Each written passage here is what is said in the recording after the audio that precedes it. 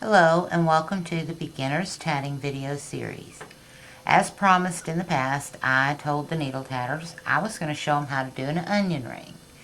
Okay, today that's that day. We're going to do an onion ring. This is what an onion ring is. It is a ring inside of a ring inside of a ring, and it depends on how many layers of rings you put on, how big your onion ring gets.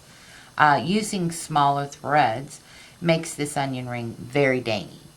Okay, using larger threads, you can see more detail of how the rings play. Okay, so let me zoom in on that so you can see what I'm talking about.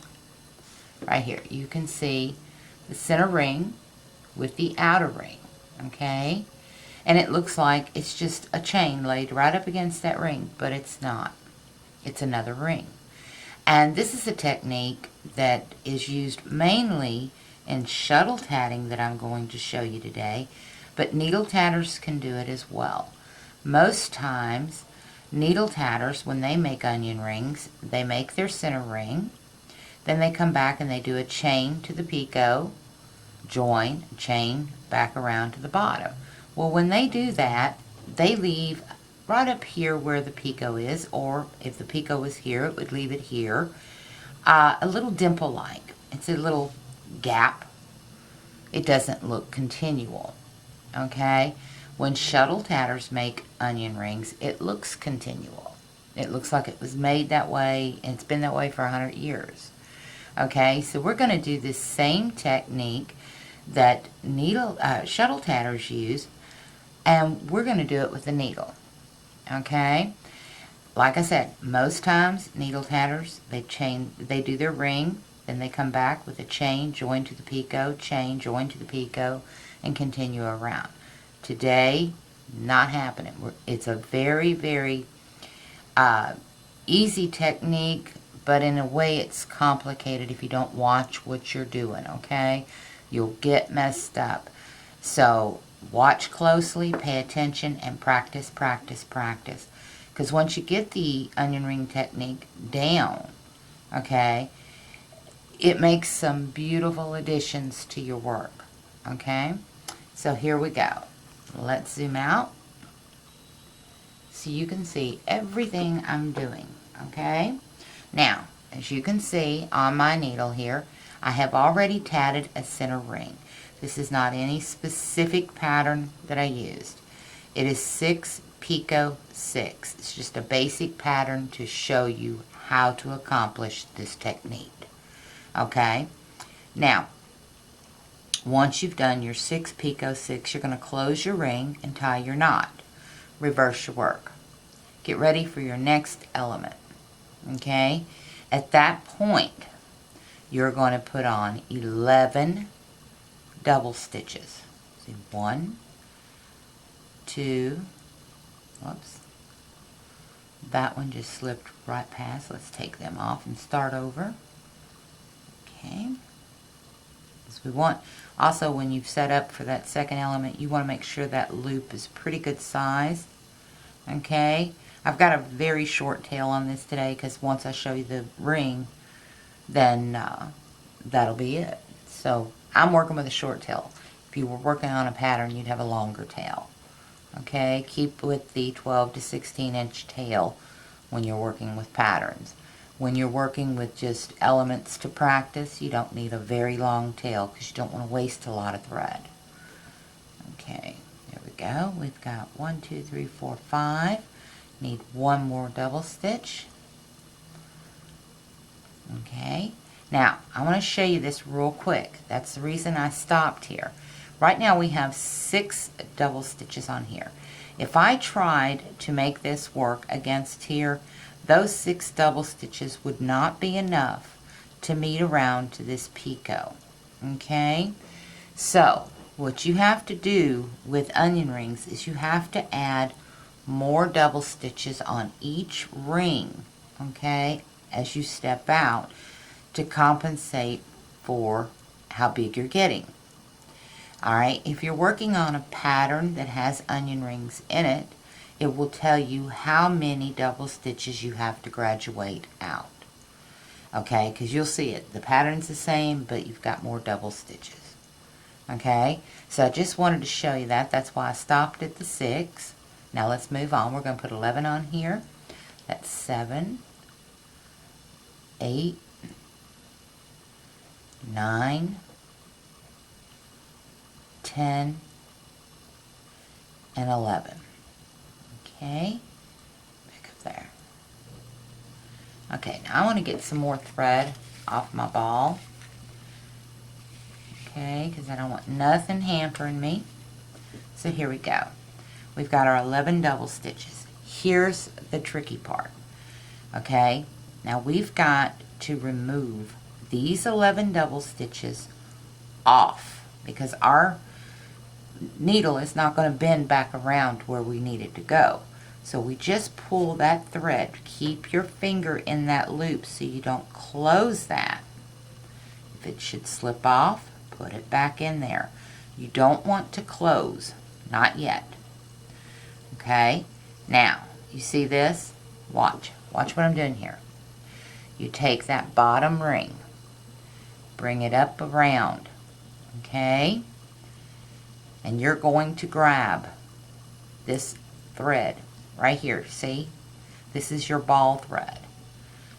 Lay it over in front of that picot.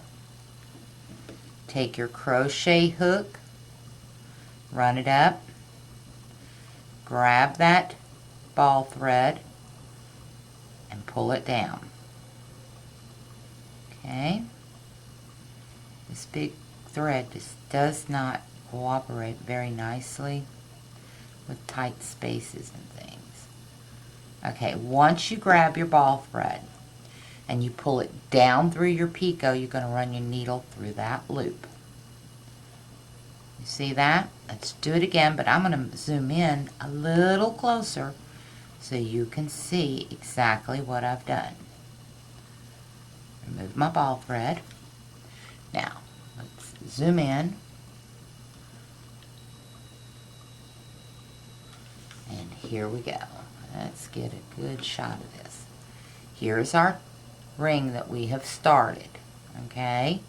Here is our loop down here. Okay? Remember the loop on our needle? It's right here right now. What we're going to do, roll that thread up around. Now, it looks like it's bigger than it needs to be. It will all tighten up. Okay? Roll it around. Lay this across that picot to where your ball thread, which is this thread, it's going to the ball. See? Here it is. This is going to the ball. This thread right here goes to the ball. This one is going to our needle. Okay, so now what you want to do, take you a crochet hook, come up through that picot, work around and grab that thread and pull it down through the picot. Once you get it down through the picot, run your needle through that. Okay, lay your needle down, take your ball thread and tighten it up. Okay, right to that picot. Alright, once you get it all straightened out, it's fidgety, I'm not going to lie to you, but onion rings are very, very pretty in a pattern. Once you get it all straightened out, bring it over, tighten it in, okay? Now, you're going to keep your finger in that loop. You do not want to close this ring yet, okay? So, here we go. We got our finger in the loop. Place our needle right there. Okay? Take and swap that loop over to a finger on your right hand or your left hand. If you're left-handed tatter, swap it over to your left. Right-handed, swap it over to your right. And hook your finger through that loop so that you don't lose your loop. And put on another 11 double stitches. That's 3, 4, 5, 6, flip too far, 7, 8. When the thread begins to get a twist, it wants to flip over the previous threads. 1, 2, 3, 4, 5, 6, 7, 8, 9, 10, 11. Okay, now we're going to pull that needle. Keep hold of that loop on the hand. Don't lose our loop. Pull that needle through. Once the needle is through, run it through your loop and begin to close your ring. Okay? This is fidgety. Pay attention to what you're doing. Close your ring. Keep closing, but as you close, adjust things. Okay? Needle tatters have an advantage over shuttle tatters. Their work is a little looser than shuttle tatting, so therefore it's easier to manipulate. Okay? Once you get your ring closed, right up here, you see it's like a little indent. If you will take your needle and run it up underneath of them pant loops, you can adjust around that picot. Okay? And make it all even. Pull it tight, tie or knot. You're going to knot off. Okay? Now you're ready for your next element once the knot is in place. Alright? And there you go. You have a standard onion ring using a shuttle technique, and you don't have the blip. Okay? Now, real quick, I'm going to show you the other technique that needle tatters use, because some of you may not have ever seen an onion ring done. So I'm going to do a quick half of an onion ring for you using the other way, the other technique that shuttle tatters or needle tatters use. And that is, they throw their double stitches on as if they're doing a chain. Okay, so because we put 11 in the first time, let's put in 13, 14, let's put 15 in. So we've got 1, 2, 3, 4, 5, not 1, 2, 3, 4, 5, and 6, 7, 8, 9, 10, 11, 12, 13, 14, and 15. Okay, you see I got 15 double stitches. Now, we take them off because we've just made a chain. Okay, however you won't tie your knot, roll that 15 double stitches around. Okay, now here's the tricky part. You have to join it right there. Okay, when you do that, I'll show you the little dimple it's going to cause. Okay,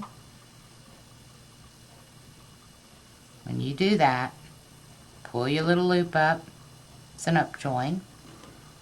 Okay, run your needle through, tighten that down. Okay,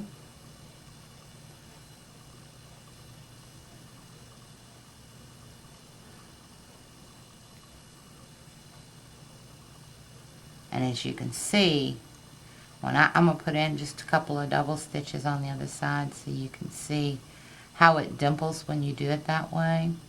That's why this technique seems to be a lot nicer and more even throughout. This one is easier, but there's your end result. You see, you've got a gap. So it's not continual. So it's your choice, okay? Now, as you practice with your needlework, You may get better and be able to do this onion ring without a gap with using chains. I don't work with my needles a lot, okay? So I know the techniques, I know how to do the techniques, but I mostly shuttle tat. And right now we're working on trying to convert shuttle tatting techniques to needle tatting. So I'm getting a little more practice with my needles for you guys. But that is the end results of just the chain method of an onion ring. You get the dimple at the top. This is the method that we did at first, where you don't get the dimple at the top. So it's up to you. That's what I like about tatting. It's versatile, it's your own, and there's no wrong way to do anything. Okay? It's all one double stitch at a time. It is all 1/2 double stitch at a time. So until next time, happy tatting and have a great day. Thank you.